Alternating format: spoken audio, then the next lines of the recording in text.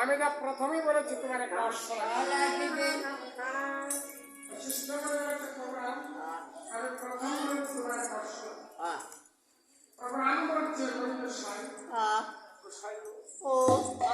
পাবো কোথায়?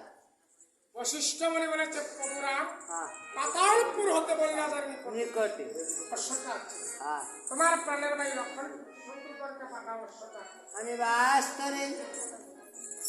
রাম বলেছে ভাই শত্রুগণ পাতালপুর হতে অশ্বটা আনে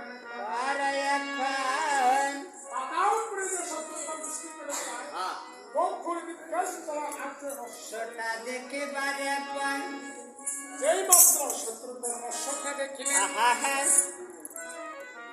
লোহার শিকল দিয়ে অশ্বকে বন্ধন করিলেন। অশ্বের এগুলোকে বলছে শত্রুগণ সেরে কারণ শত্রুগণ বলেছে আমি তোমাকে বন্ধন করেছি আমার প্রভুর যজ্ঞের কারণ। তাই অশ্বের এগুলোকে বলছে শুনো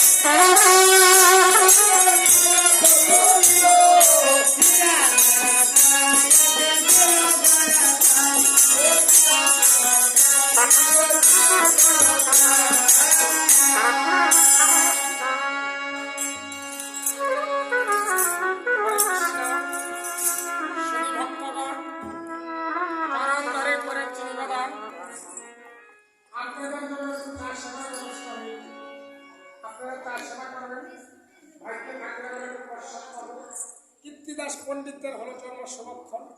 আমরা 2 ঘন্টা বেরাবো। এতক্ষণ আমরা হাসি আনন্দের পালাটুকু দিয়ে এসেছি। বিরতির পরে সীতা সহ লক্ষের বিলাপ